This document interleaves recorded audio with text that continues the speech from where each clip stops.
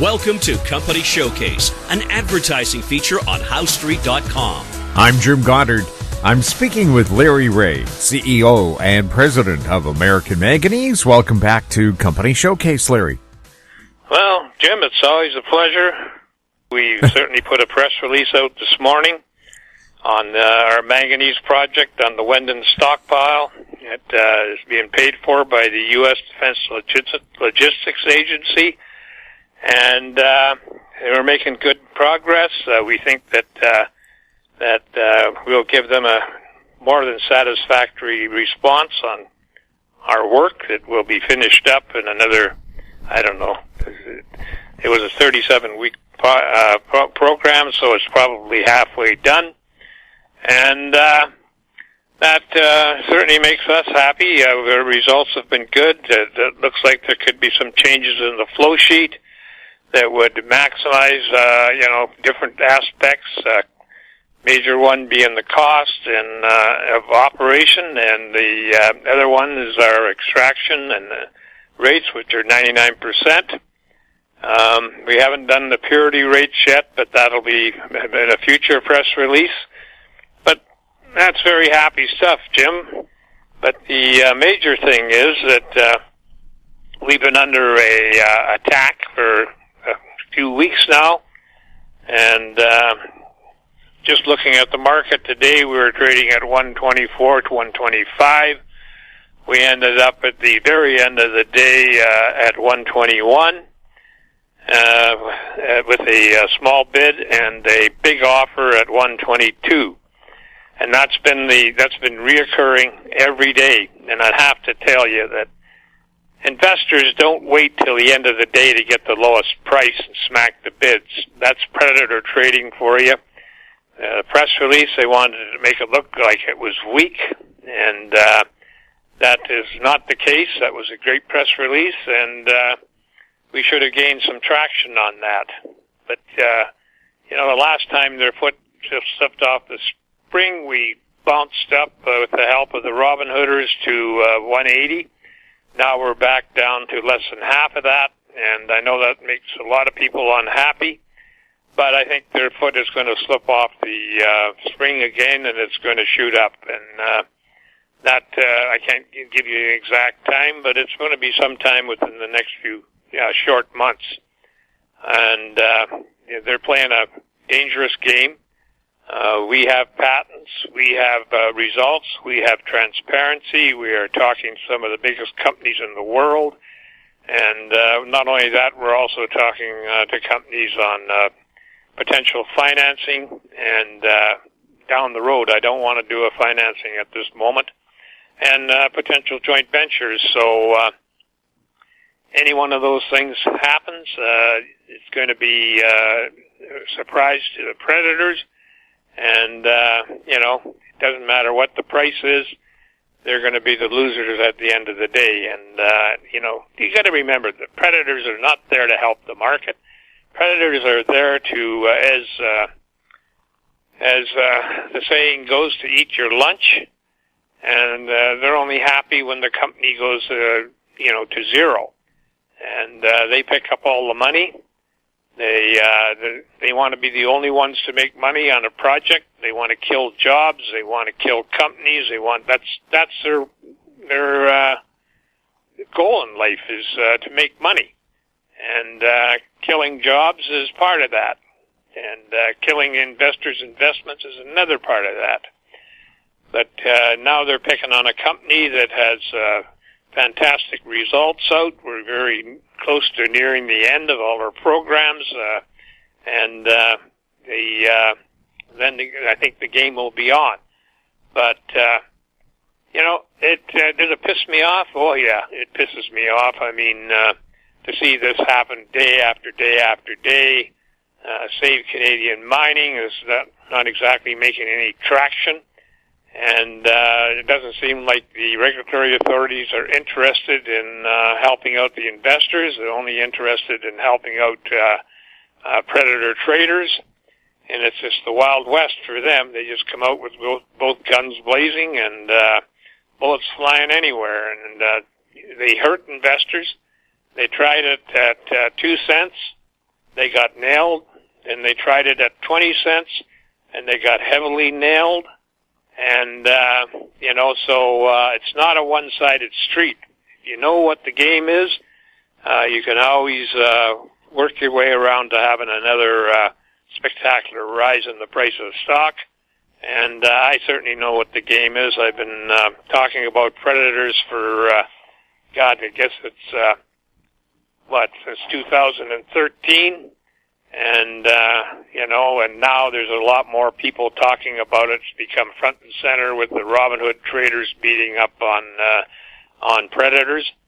So, that doesn't make me happy, but other things do. We've got lots of work in progress, not just necessarily on our process or the manganese project. We're talking to people that can write a check tomorrow, and but that's up to them. And we've been actually talking to some of these groups for 3 years. So, but now we're close to being able to deliver other things that they want to see, and we'll see what happens. So it's it's an interesting game. It certainly doesn't make you feel good when your net worth goes down $500,000 a day sort of thing, and like in my case. So I want to see the turnaround, and I'm working towards getting that turnaround happening. And I want to assure my shareholders that we've beat them over the head twice. So I'm going for 3 times lucky. Three times is a charm, they say. So we'll see what happens on that. It also brings out other predators that want to get the company for nothing, and they think that they can just take the glory and walk. I'm here to tell them that that's not the case. You just can't walk in and fill somebody else's shoes and expect that everything is going to work out smoothly for you. I've got a loyal group of shareholders, and a lot of them been in since 2 cents, and a lot of them since the 20 cent range. Some of them averaged up, going up, and so they're not quite as happy as they should be. But there's still lots of millionaires out there from the Amy stock, and that makes me happy, because that's what you're here for. You're here to build a company and make the shareholders rich, and that's exactly been my goal in all my companies. A lot of people don't realize that over the last 40 years, I've had maybe 50, 60, 10 baggers in the stock. A lot of people have made money. That's why a lot of people are still with me, and and I hope to do that again. We're still up 6 times, and 6 times is not exactly a loss for a lot of the shareholders, but the new shareholders, yes, I can understand their pain. But, you just have to look at the reason. The reason you should have invested is not because of the volume and the stock going up.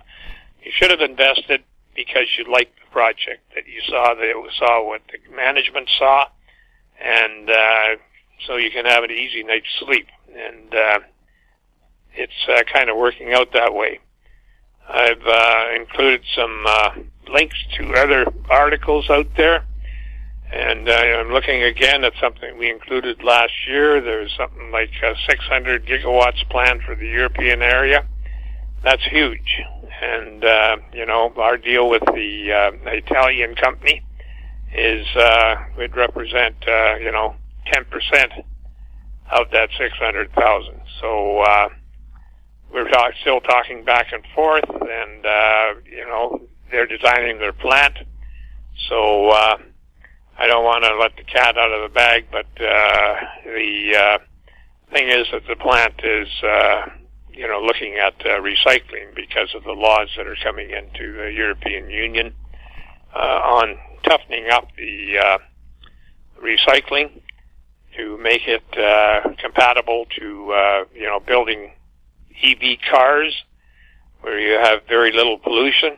And we're trying to deliver a project that is pollution-free, and we're not talking about proprietary stuff, which may or may not be. And we have basically got patents on that. When you start counting up the patents, and by the end of this year, I'd hope that we can count up to, something like 13 patents around the world, and including the manganese, which is our big start. And, we've got the manganese posed a huge problem, and with consultation with Cometco, we were able to bring that problem around to a sustainable situation, but you still need the price of manganese to go up, and that's been slow happening because the Chinese got a big foot in that puddle. And so they overbuild, as they always do. They overbuild until they crush the price, and then they have to work through the stockpiles that they have. So that is coming, and so we're a company with two projects. Regardless of whether we do the spin out or not, we plan on trying to get the project going up on our copper gold project. We mentioned we had the 43101 resource, but we've also now applied for all the permits, and so it's we got a lot of stuff in the oven, and certainly the price of gold and silver has been up and down, mostly down in the last couple of months, and that is something you have to contend with. But $1,700 an ounce is still a damn good price out there, and copper is still over $4. I mean, you see the stockpiles are building. That's a trick of the short traders. Is all of a sudden you see tons, hundreds of thousands of tons appear in the stockpile out of the blue. And, to me that is paper, and it's a manipulation of the price of copper. But it seems like the price of copper has been holding up well. I mean, the stockpile has more than doubled in the last little while, up 13,000 tons again today. When I used to write my newsletter, which had a lot of followers, I used to keep track of stockpile prices. Was one of the things. Stockpiles one of the things I kept in the radar, and it was a pretty successful letter until 2011, and I pretty much shut the door. Fundamentals weren't working anymore, and I did leave a list of companies that should be bought. And I think that 80% of them went up to be 10 baggers or plus, and they went back down. Now they're back up 10 baggers. These are producers. And so it's, am I happy? Well, I'm not happy when I look at the price of the stock, but am I happy about other things? Yes, I am happy, even though that the market through the predators is not recognizing our advancements. The fact of the matter is I am. And I see a big future for the company, and I would like to say to everybody, relax. I don't know what financial position you're in with holding the stock for a few more months, but this is probably not the area to be exiting. And just wait. There's going to be more news coming. And one of these days that news will happen. I mean, we didn't see the MOU we did with the Italian company do much for the stock. We didn't see the fact that we've pretty much been granted the Korean patent. And no other company out there can say that. They've got patents. You see them apply for patents. You see they got patents, but they're all on black mass. And, ours is on the metallurgy, the black mass. We can get, we're going to do scraps, so that's readily available. That'll be available daily. And, we'd hope to corner a lot of that market at some point and keep our business going.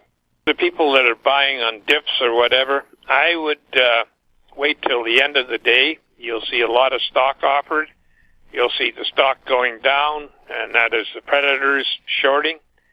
Buy that stock because, that's a tool that they use, and that tool can be used against them. And so I would recommend that if you are looking at purchasing shares, look towards the end of the day when they play their games the most, and buy those orders that the predators are offering, and you'll get a better price.